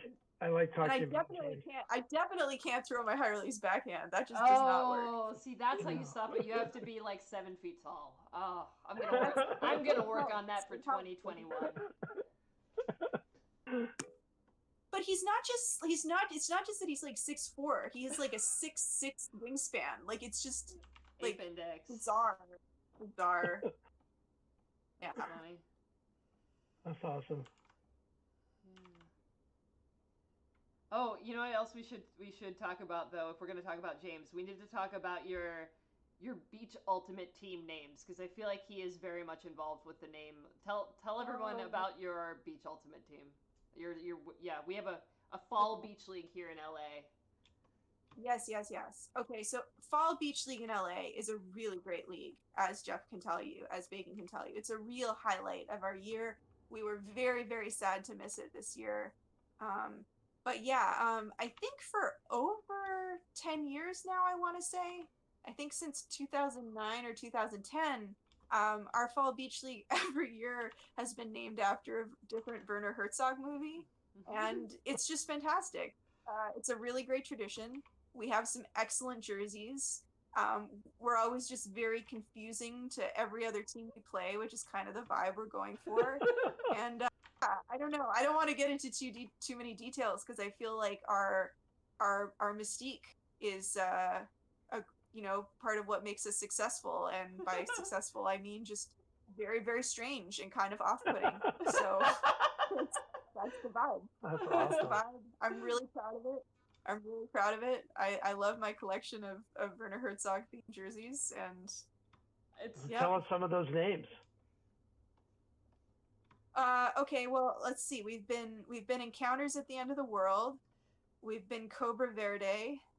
We've been Bad Lieutenant. We've been Gary the Wrath of God. We've been the Unprecedented Defense of the Castle Deutschkreuz. We've been Nosferatu the Vampire. That's fantastic. And every year it's a Yeah, different name. yeah. You've never had They're never, You've never the had the same same name. name So twice? you're like, wait, who's that team? Oh, it's that weird team that Roe and James do. Yeah. Like, No, wait, everyone's who are like, they oh, again? every year. I don't know why people keep falling for it. They're like, oh, who's this new team? Like, oh my god, no one knows who they are. And they're like, oh, it's it's these stupid idiots again. Like, yeah, That's fantastic. it's great. It's awesome, and I actually remember the very first year. It's memorable because I remember my very first year playing Beach League. I remember Encounters at the End of the World was your team. So that must have been what, 2010, 9, 10? I think so. Yeah, One of those years. Yeah. That was the first year. And we had those great penguin themed jerseys, and yeah. I like Yeah. the Penguin jerseys. They were a stenciled jersey, right? That was. they were. I Yeah. don't forget that. That was a memorable team name because it was so funny. Like, I'm like, what is this name? And then I watched the movie eventually, which is a great Werner Herzog movie. I recommend it. Everyone. Like, clearly I'm obsessed with Werner Herzog, and I apologize for that. I won't Don't talk about it because I ever can talk about it forever. Okay. But yeah, everyone should watch Encounters at the End of the World. I feel that's just one of his more like accessible ones. It's just straight up a great documentary about Antarctica and the end of the world and deranged penguins and a lot of other things. It's really, really good. Yeah. Weird film. And for those of you who don't know who Werner Herzog is, if you you might know him from the first season of The Mandalorian. True. Which yeah, you would probably say you know everything about him. So I mean, you probably could tell us more about it than I could. Yeah, I mean, you've seen The Mandalorian. I think he does a fantastic role in the character. I also really loved his press interviews for The Mandalorian, where he would talk really poetically about how every time he looked upon Baby Yoda, he would weep. Awesome. Yeah. He was also, I mean, I'm trying to think. He was probably the only good part of that Jack Reacher movie a while back. He's weirdly a really good actor. Yeah. Good actor. He's a cool dude. He's a cool dude. Yeah, Werner Herzog. And he's German? I mean, it sounds very German, right? Bavarian, yes. I understand that's a little complicated somehow. Yes. I don't really understand it, but it seems important to the Bavarians to make that clear, so whatever. You know, one time I was at LeiOut and I met some people on, that team? The Woodies team? They got some German people on it, and I started talking with one of the guys and I heard his accent. I was just like, he was like, yeah, I'm from Munich. I'm like, oh, you're from Germany? He's like, no. I'm from Bavaria, is how he said it to me, and I'll never forget it. So good. I'm glad it's not just me. It's important to them. Yeah. I don't know the whole deal there, but it is important to them. So I don't know. Maybe is it like the Texas of Germany? Like you're like, I'm a Texan. Maybe it's a little like that. Yeah, but you would still, if you're a Texan, you're an American though. Is there any place in America? But do Texans say that? Where like you're like, are you American? And they're like, no, I'm Texan. No, they don't. Say I don't that? think they do. But Tex is here. Oh. Tex is in the chat. Maybe Tex could tell us. But I think Tex is a lot of like big American pride, American flags. And to be fair, I have met a lot of Hawaiians who say that. Oh, they'll say I'm Hawaiian. Yeah. Well, it's also like the people from Brooklyn or one of the other boroughs that say they're from New York City, and I'm like, no, you're not. You're from Brooklyn. It's only people from Manhattan who are, from the city. But yeah, the Woodies have been at every single LeiOut. They were at the very first LeiOut. Oh my gosh! Maybe we They've should find every single one. Maybe we should find a Woody to talk to us for our LeiOut special. Yeah. Maybe one of them would come Rocky. On the street. I bet Rocky would come on. Rocky Beach. No. Yeah, he would come on. That sounds like a great name, though. Rocky. It is, yeah. He's the guy up in the Bay Area who does the foundation, the amazing foundation up there that supports. They do Ultimate in communities in lower economic areas and communities. It's great. I'll get his information for you. He's awesome, and he's played with the Woodies forever. So, and I was going to say this year was going to be the 16th year of Fall Beach League. crazy. 16th? Wow.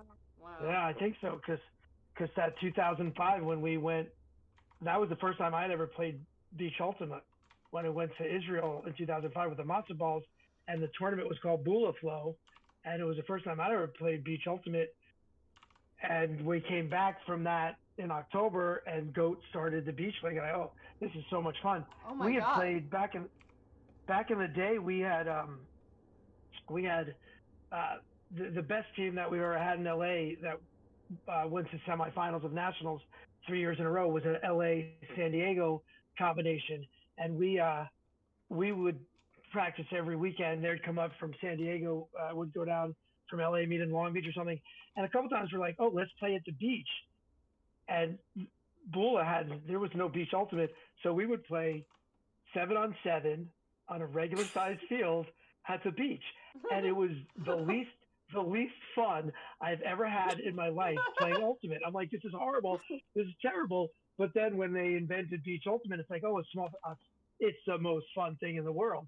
But that was just horrible. I don't know what we were thinking. It was just so little fun. That's awesome. Crazy. I have like kind of some dreams like that sometimes about Ultimate, where like I'm playing offense and we keep moving the disc forward, but like we never get to the end zone. Like the field never ends. It's kind of like a weird quasi. It's not exactly a nightmare, but funny. like as the dream goes on, I'm like, something's wrong, but I can't quite put my finger on it. Like where is the end zone? And it's weird. It's weird. That is so funny, because that's exactly the feeling we had. It's like you're moving, but it's like the end zone is so far away, you're never going to get there. Oh, it was horrible. And then we'd play with socks and it would fill up with sand, and it was horrible. Thank goodness for Bula. That's amazing. Yeah.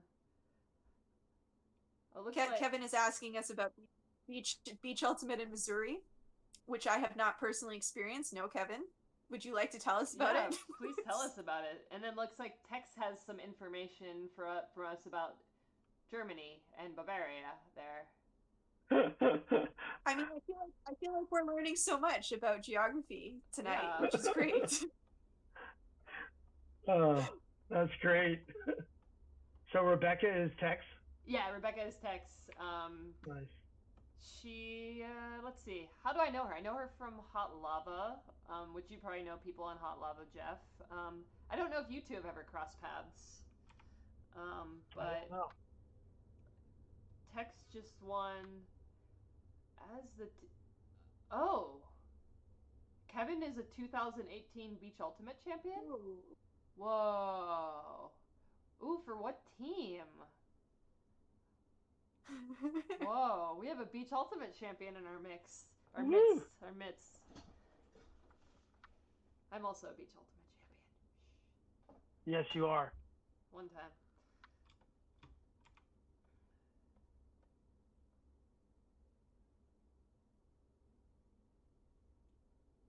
Oh my gosh. Wow. That is incredible, Kevin. That is a commitment to Beach Ultimate that, quite frankly, I am very, very impressed. I love it. It's really more just, it's like Sand Ultimate then. Yeah. You know? Yeah. I'm okay with calling it Sand Ultimate. Yeah, Sand Ultimate. That's more accurate. It's more accurate, yeah. Because you don't need a beach. You don't need water nearby. You can just need a lot of sand.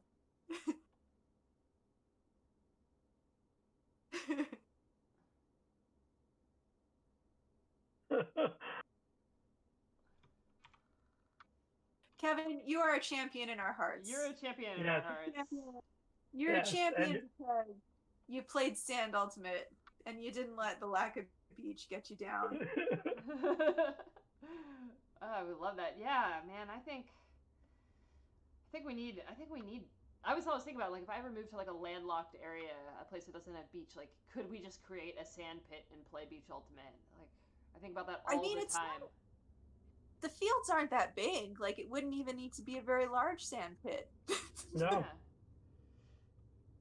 I know they have, like, I think some places, you know, with very serious beach volleyball programs, they will just have like an indoor big thing of sand so that beach volleyball players can practice indoors when they want to. So, you know, you could do that anywhere, right? You just need like a big indoor area where you could dump a bunch of sand. Yeah. How hard could it be? Is what I'm... Yeah. How hard could it be? I still think also with Jeff, you can tell me what you think about this, but in LA, I think that's the future of Ultimate in LA, because I was just talking to Rami about this the other day, like just how finding grass fields has become so challenging in Los Angeles to find like places for us to even play 7-on-7. I know it's different in other places. Like I go home to Pennsylvania, I'm like, oh my god, you can play Ultimate there, you can play Ultimate there, you can play Ultimate there. There's so much green and so much grass, but here it's really hard to reserve a field and play on the grass, and so I feel like maybe we do have to pivot more to beach ultimate here. I want LA to be the beach ultimate capital of the world. I agree. We really should be. We really should be. Yeah. It's the one thing we got going for us.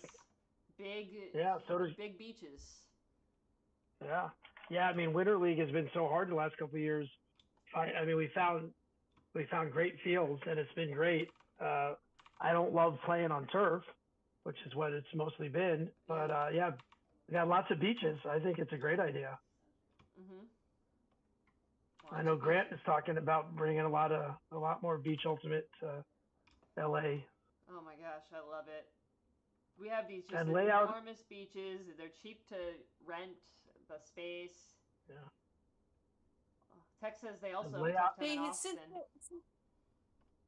since the pandemic happened, Bacon, like I think back on like every time that you invited me out to pick up, and I was like, not today. And I feel so bad. I feel so bad. I'm like, I should have gone every time. You know what? I got sick at the beginning of the pandemic, and I remember one of the thoughts, and me being my dramatic self, was like, oh my god, if I die from what I think is coronavirus, oh my god, will I have regretted? Did I waste my life playing too much Ultimate? And it was the opposite. I was like, no, I should have played more Ultimate. I wish I had like more of my life playing Ultimate. I wish I had destroyed my body on the grass fields. I don't care if my Achilles doesn't work anymore. Like, I wish I had played more of this stupid sport. It's a really good goal to like be on your deathbed and people are like, do you have any regrets? And you're like, I wish I'd wasted more of my life.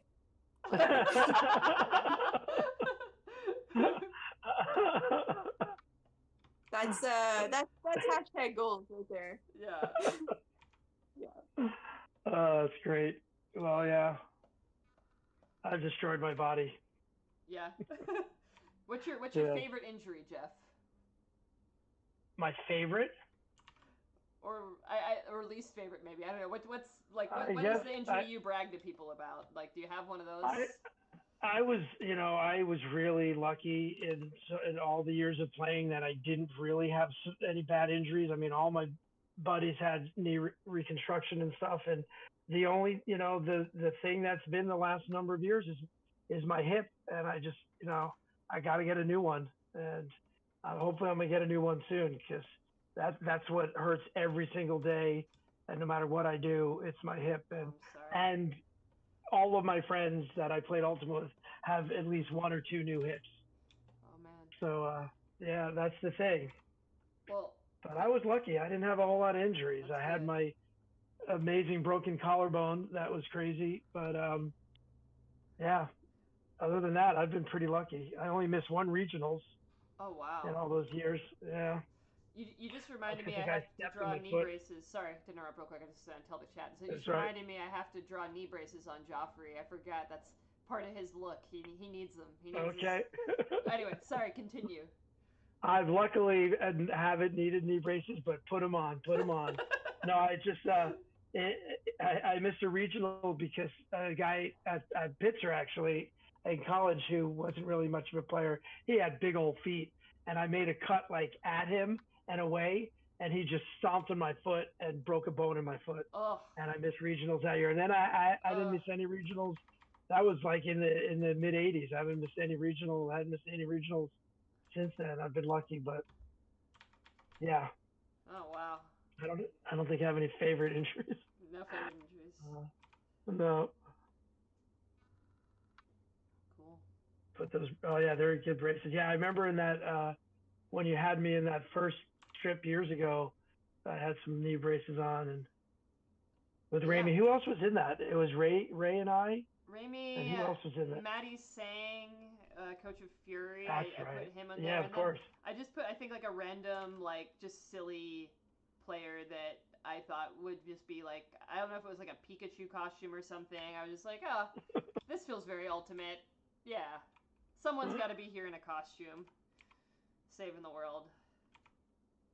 I guess my daughter Catherine had never seen that. She's like, "What? You were in a contested strip?" And I go, "Yeah, in the beginning, yeah, it was Rami and I, Bacon Drew." And so she went like searching. She couldn't find it. And then she searched on my Facebook page, and she found it somehow on my Facebook page.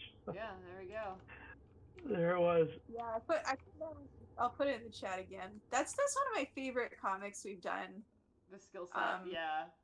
I mean, obviously, you know, Jeff is the punchline, part of the punchline. They look great. But the whole beginning of that with like the lighting and stuff, oh my god. I remember writing the script for that with Bacon, and like, you know, I was like, oh, you know, that's really funny. But then I saw what you did with it, and like the first time I saw your art for it, like your John Kerry and stuff like that, I was like, this is amazing. Like this looks so good. We was like taking a joke to the extreme. Like that's what's funny. Like that's one of my favorite things with humor, right? Is we inflate and we deflate. We take ourselves it's the whole point of Ultimate is we take ourselves very, very, very, very seriously, and then you pull back and you realize how absurd it is.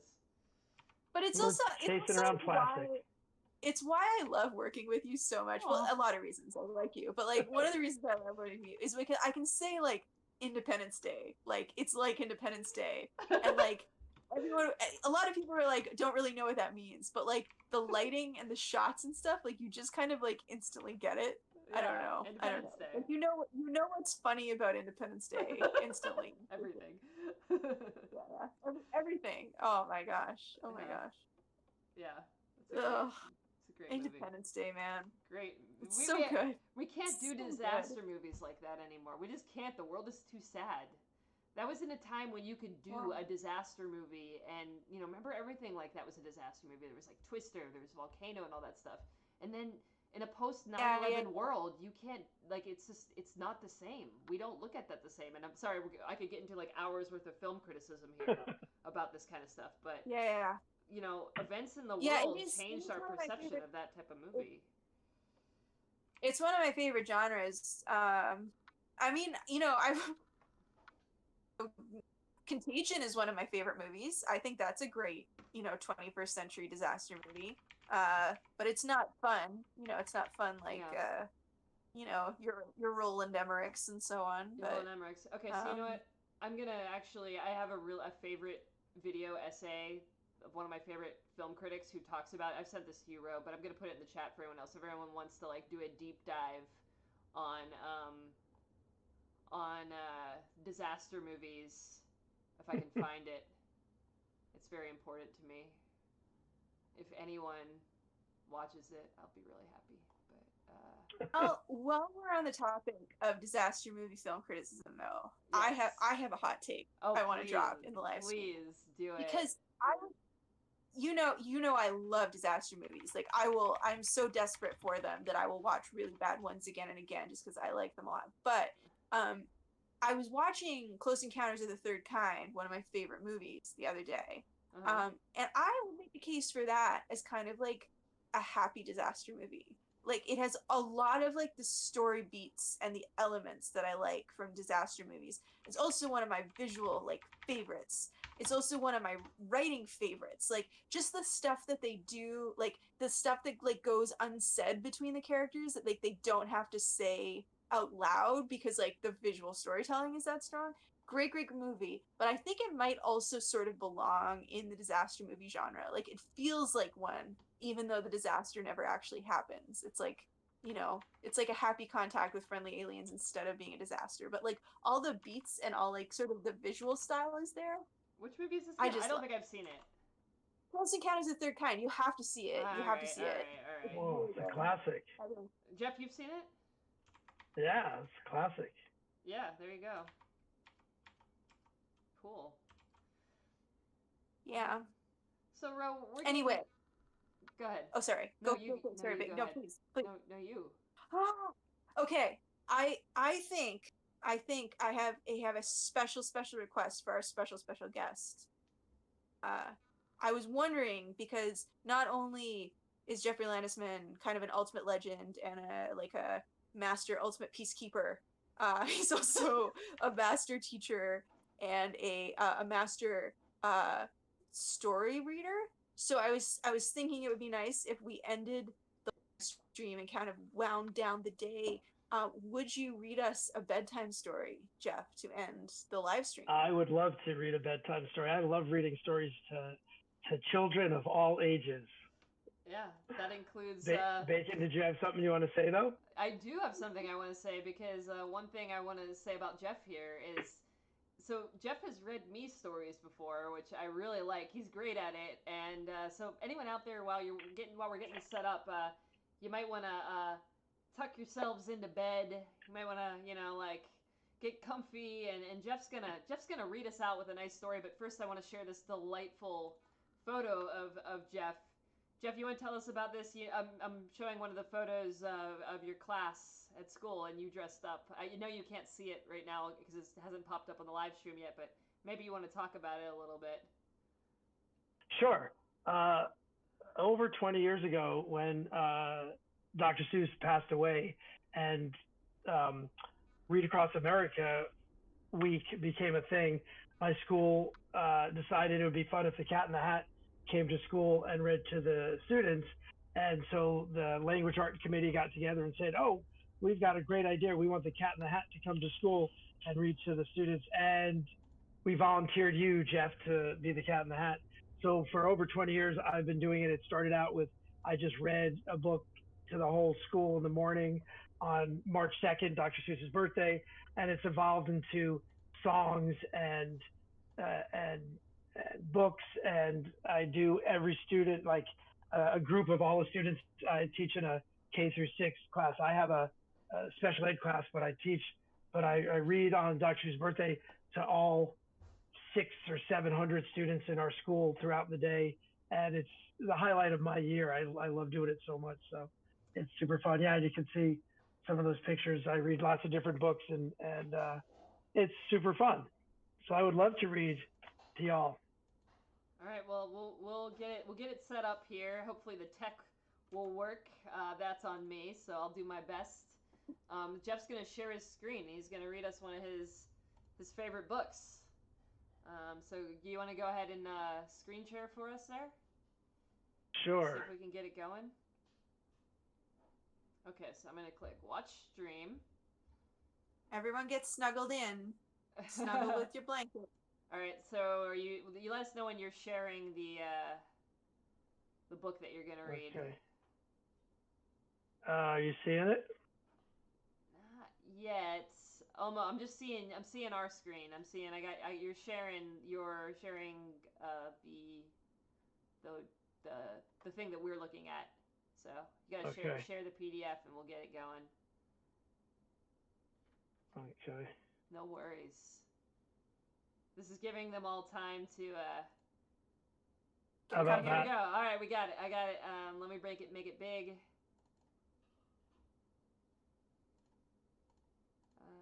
Almost there. How do I make this one the big one? I'm almost there. All right, got it. I got it, Jeff.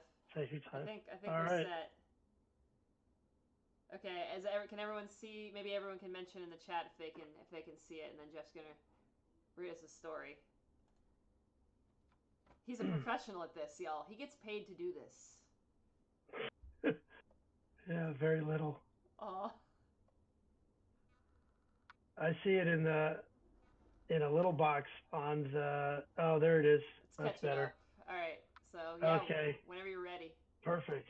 Okay. I shall read the Lorax to you because the Lorax is one of my favorite stories. It's a good New Year's story, and it's a good story for our environmental crisis that continues to go on. And it's a good story because it does have some hope. The Lorax by Dr. Seuss. At the far end of town, where the grickle grass grows and the wind smells slow and sour when it blows, and no birds ever sing, excepting old crows, is the street of the lifted Lorax. And deep in the grickle grass, some people say, if you look deep enough, you can still see today, where the Lorax once stood, just as long as it could, before somebody lifted the Lorax away. What was the Lorax? And why was it there? And why was it lifted and taken somewhere? From the far end of town, where the grickle grass grows, the old Onceler still lives here. Ask him. He knows. You won't see the Onceler. Don't knock at his door. He stays in his lurkum on top of his store. He lurks in his lurkum, cold under the roof, where he makes his own clothes out of muffin moose. And on special day midnights in August, he peeks out of the shutters, and sometimes he speaks and tells how the Lorax was lifted away. He'll tell you perhaps, if you're willing to pay. On the end of a rope, he lets down a tin pail, and you have to toss in 15 cents and a nail and the shell of a great, great, great grandfather snail. Then he pulls up the pail, makes a most careful count to see if you paid him the proper amount. Then he hides what you paid him away in his snub, his secret strange hole in his gruffless glove. Then he grunts, oh, I will call you by whisper of phone. For the secrets I tell you, they're for your ears alone. Schlup. Down slips the mystery phone to your ear, and the old Onceler's whispers are not very clear, since they have to come down through a snurgly hose, and he sounds as if he had smallest bees up his nose. Now I'll tell you, he says with his teeth sounding gray, how the Lorax got lifted and taken away. It all started way back, such a long, long time back. Way back in the days when the grass was still green, and the pond was still wet, and the clouds were still clean, and the song of the Swami Swamps rang out in space. One morning I came to this glorious place, and I first saw the trees, the truffle of trees, the bright-colored tufts of the truffle of trees, mile after mile in the fresh morning breeze. And under the trees, I saw brown barbaloots frisking about in their barbaloot suits as they played in the shade and ate truffle of fruits. From the rippleless pond came the comfortable sound of the humming fish humming while splashing around. But those trees, those truffle trees, all my life I've been searching for trees such as these. The touch of their tufts was much softer than silk, and they had the sweet smell of fresh butterfly milk. I felt a great leaping of joy in my heart. I knew just what I'd do. I unloaded my cart. In no time at all, I had built a small shop. Then I chopped the truffle tree with one chop. And with great skillful skill and with great speedy speed, I took the soft tuft and I knitted a thneed. The instant I'd finished, I heard a gazump. I looked. I saw something pop out of the stump of the tree I'd chopped down. It was sort of a man. Describe him. That's hard. I don't know if I can. He was shortish and oldish and brownish and mossy, and he spoke with a voice that was sharpish and bossy. Mister, he said with a sawdusty sneeze, I am the Lorax. I speak for the trees. I speak for the trees. The trees have no tongues, and I'm asking you, sir, at the top of my lungs. He was very upset as he shouted and puffed, what's that thing you've made out of my truffle tuft?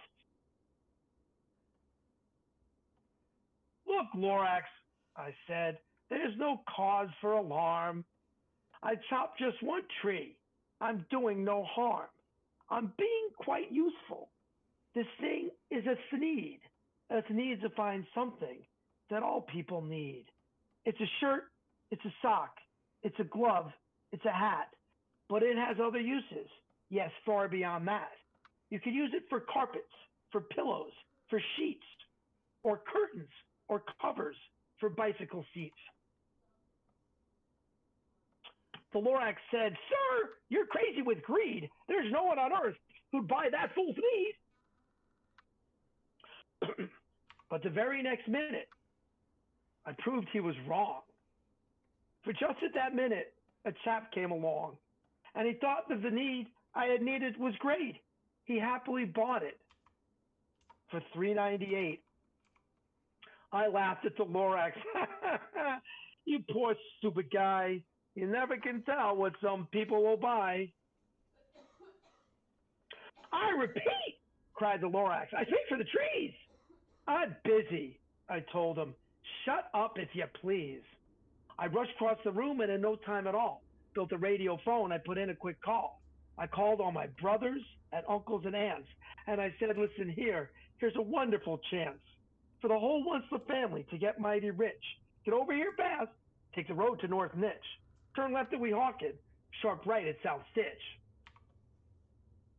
And in no time at all, in the factory I built, the whole Onceler family was working full tilt. We're all knitting seeds, just as busy as bees, to the sound of the chopping of the truffle of trees. Then, oh baby, oh, how my business did grow. Now chopping one tree at a time was too slow. So I quickly invented my super axe hacker, which whacked off 4 truffle of trees at one smacker. We were making seeds 4 times as fast as before, and that Lorax, he didn't show up anymore. But the next week, he knocked on my new front office door. He snapped, "I am the Lorax who speaks for the trees, which you seem to be chopping as fast as you please, but I'm also in charge of the brown barbaloots who played in the shade in their barbaloot suits and happily lived eating truffle of fruits. Now, thanks to your hacking my trees to the ground, there's not enough truffle of fruit to go round. And my poor barbaloots are all getting the crummies because they have gas and no food in their tummies. They love living here, but I can't let them stay. They'll have to find food, and I hope that they may. Good luck, boys," he cried, and he sent them away. I, the Onceler, felt sad as I watched them all go. But, business is business, and business must grow, regardless of crummies in tummies, I meant no harm, I most truly did not. But I had to grow bigger, so bigger I got. I biggered my factory, I biggered my roads, I biggered my wagons, I biggered the loads. Of the needs I shipped out, I was shipping them forth to the south, to the east, to the west, to the north. And I went right on biggering, selling more needs. And I biggered my money, which everyone needs. Then he came back. I was fixing some pipes when that old nuisance Lorax came back with more gripes. "I am the Lorax!" He coughed and he whiffed, he sneezed and he snuffled, he snorkeled, he sniffed. "Onceler!" he cried with a cruffless croak. "Onceler, you're making such smuggless smoke!" My poor swabby swams, why they can't sing a note.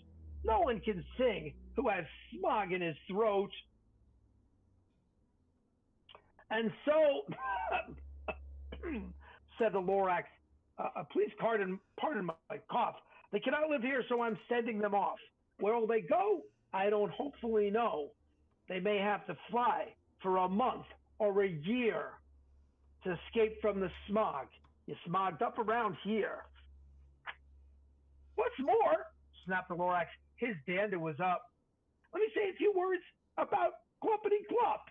Your machinery chugs on day and night without stop, making Gluppity Glup and also Schloppity Schlop. And what do you do with the leftover goo? I'll show you, you dirty old Onceler man, you."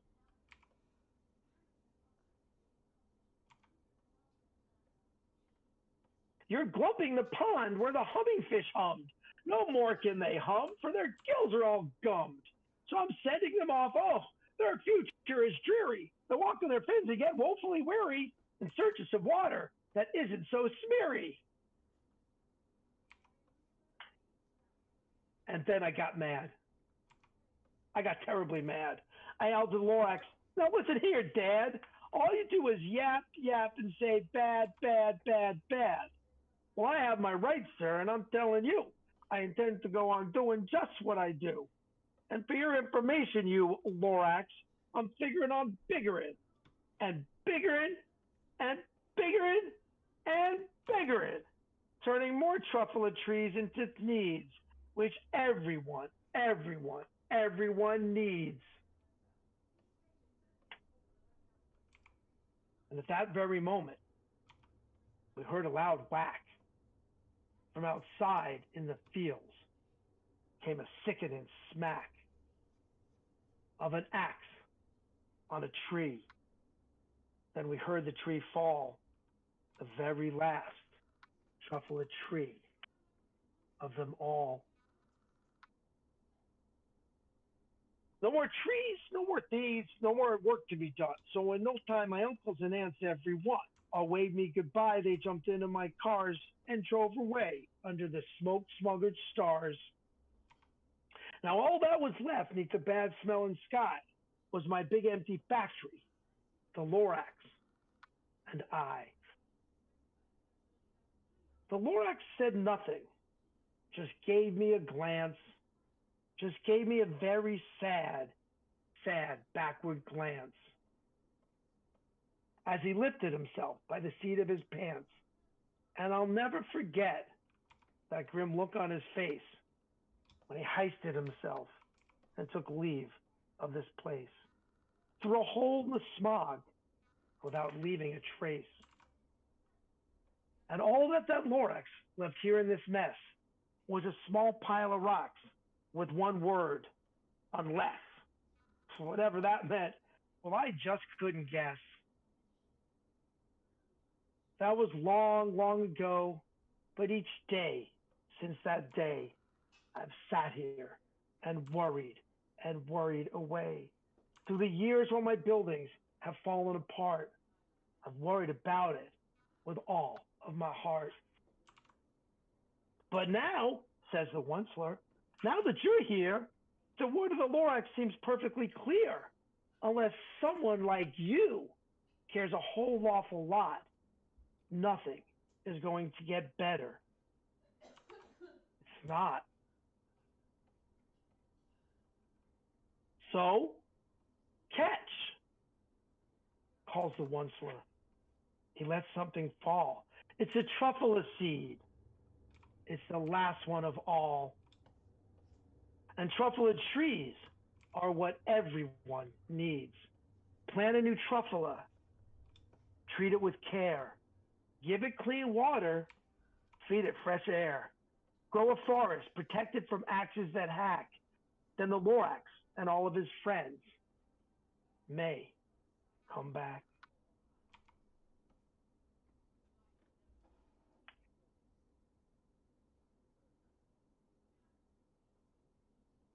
Wow. Yay. That was lovely. Fun story. Fun I love that story. story. Yeah. Let me make sure the chat's still working, everything's still working here. Lovely. That was really nice, Jeff. Thanks. Really appreciate Thanks. you. My pleasure. My pleasure. I love reading to, like I say, kids of all ages. And thank you so much, Can I just Megan and say- Megan. What was Sorry. that? Thank you for coming. This was like the most wholesome thing we've ever done. So thank you. Yeah. I really liked it. That's a word that hasn't been used around me that often, but I'll accept. Oh, come on. I just want to thank Megan, and Megan. I want to thank you so much. I think that you're both two amazing people that I've always respected and admired, and just to have a chance to come on and just to talk to you all and watch what you do. It's made me so happy and makes me feel so blessed to be able to do this. So thank you so much. I really appreciate it. Aw. You are so welcome, and thank you for coming and being a part of this. It was so nice talking to you. You could probably tell, but we both admire you very, very much as a player and a person. It was very nice to talk to you, and thank you for being part of this. Yeah, thank you Thank so you. much. And yeah, to everyone else out there, thank you for joining us and chilling with our live stream tonight. You know, we're gonna post this on YouTube, so you know, share it with your friends. You can watch it again if you want to just, you know, have Jeff read your kids a bedtime story if you have them. You can we'll put it in the time code where the story time is. I love the voices. It's actually the first I've really heard the New York in your voice, which is awesome. That's always there. You can take the boy out of the city, but you know. Yeah, and thank you again. Thank you. We love you. We really appreciate you coming on. And to everyone else out there, thanks for watching with us. We're going to be doing more of these throughout 2021. If you have any suggestions for guests and other people you'd like us to have on the stream, let us know or send them our way. We're probably going to do a nice big stream for LeiOut Throwback Weekend, since we're all going to be wishing we were playing Beach Ultimate. We'll be sure to draw some Beach Ultimate for you. And until then, stay safe, wear a mask, and we love you all. We'll do more of these. So thanks to everyone out there. Thank you. All right. Make sure I know how to end this.